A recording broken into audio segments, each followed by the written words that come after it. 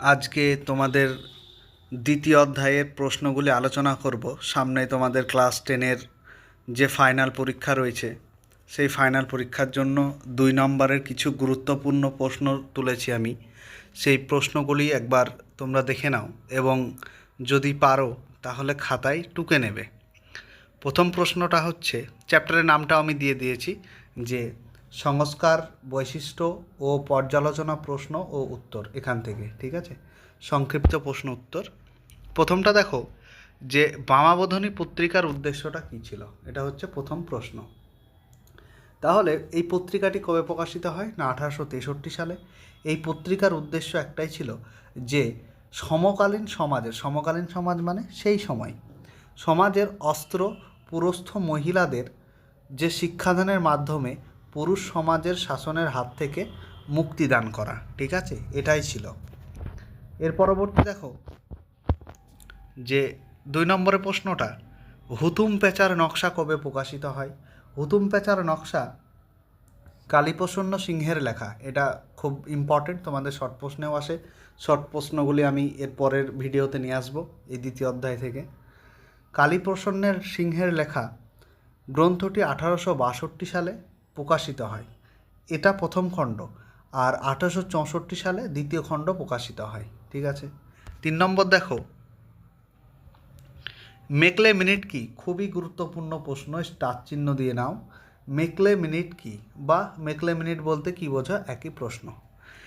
দেখো, যে ইংরেজ তথা পাশ্চাত্য যে পাশ্চাত্য শিক্ষার সমর্থনে উইলিয়াম বেন্টিংয়ের আইন সচিব মেকলে 1835 সালে যে প্রতিবেদন পেশ করেন তা মেকলে মিনিট নামে পরিচিত, ঠিক আছে?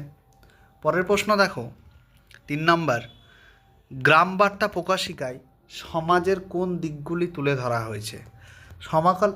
সমকালীন সমাজ রয়েছে, সেই সমকালীন সমাজে জমিদার, নীলকর, মহাজন, চাষি প্রভৃতি সম্প্রদায়ের উল্লেখ রয়েছে। এখানে যে কাঙাল হরিনাথ সম্পাদিত যে এই পত্রিকায়, মানে কোন পত্রিকাটা বলো তো, গ্রাম বার্তা প্রকাশিকায়, এই পত্রিকায় সুদখোর মহাজন, অত্যাচারী নীলকর এবং জমিদার শ্রেণীর শোষণের কথা তুলে ধরা হয়েছে।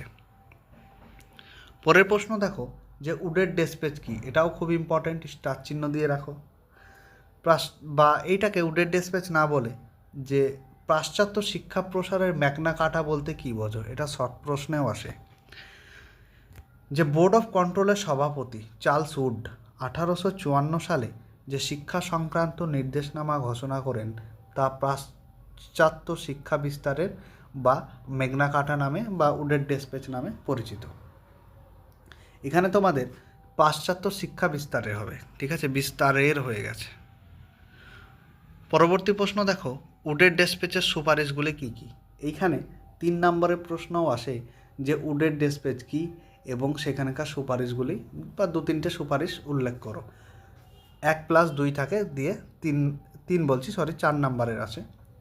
তাহলে এইখানে দেখো, যে সুপারিশগুলি হচ্ছে, একটা কলকাতা, বোম্বাই, মাদ্রাজ, এই 3টে জায়গায় বিশ্ববিদ্যালয় স্থাপন করবে। 2 নম্বর হচ্ছে পৃথক শিক্ষা দপ্তর ও শিক্ষক শিক্ষণ বিদ্যালয় স্থাপন করবে। 3 নম্বর হচ্ছে সরকারি অনুদান দিয়ে বিদ্যালয়গুলিকে উন্নত করে তোলা। পরের প্রশ্নে দেখো, যে স্কুল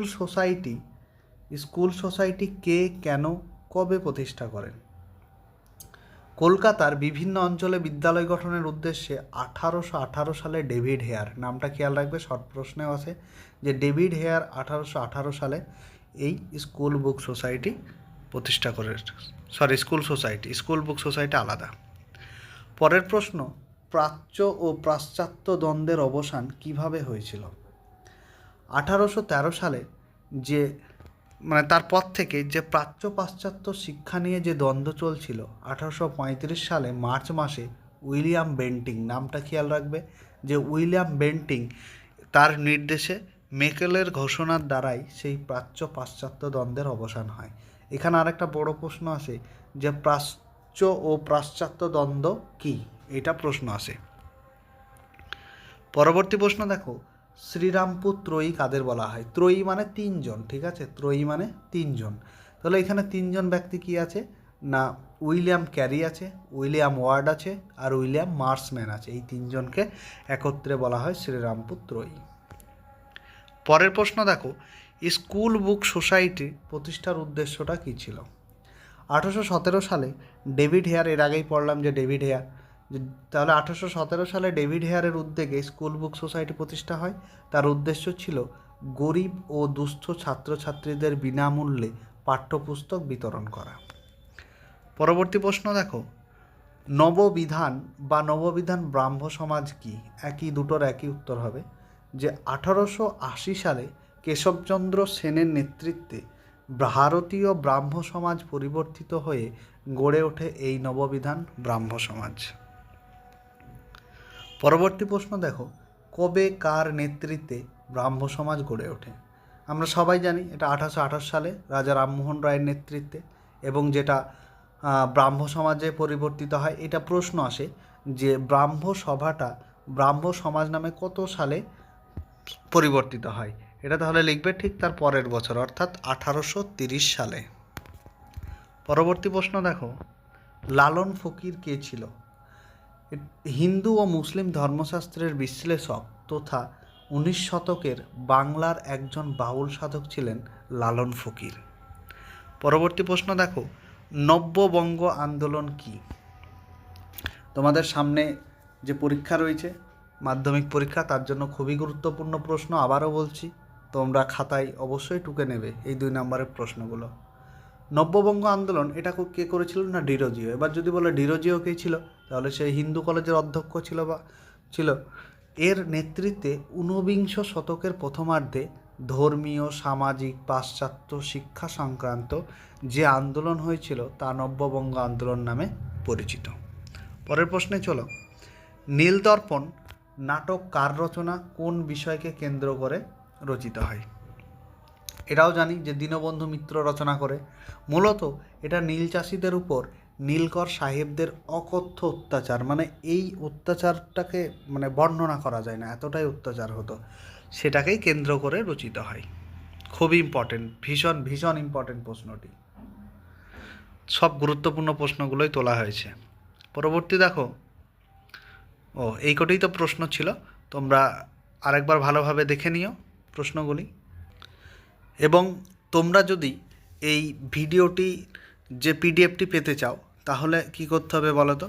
কমেন্টে যে হোয়াটসঅ্যাপের একটা লিঙ্ক দেওয়া থাকবে, সেই লিঙ্কে তোমরা সবাই হয়ে যাবে, হোয়াটসঅ্যাপে জয়েন করে যাবে। তাহলে অন্যান্য যে পিডিএফ, তারপর অন্যান্য যে ভিডিওগুলো আসবে সেখানে গ্রুপে দিয়ে দেওয়া হয়, সেখানে তোমরা সবার প্রথমে পেয়ে যাবে। আজকের ভিডিও এই পর্যন্তই। সামনে আবার এই দ্বিতীয় চ্যাপ্টার থেকে আমি এমসিকিউ নিয়ে আসবো, সত্য মিথ্যা নিয়ে আসবো, তারপর যে বিবৃতিগুলো থাকে কোনটা, ব্যাখ্যা, বিবৃতির যে 3টে ব্যাখ্যা থাকে, সেই ব্যাখ্যার বিভিন্ন ধরনের প্রশ্ন নিয়ে আসবো। তোমরা চ্যানেলটিকে অবশ্যই সাবস্ক্রাইব করে রাখো যাতে ভিডিওগুলি সাথে সাথে পেয়ে যাও।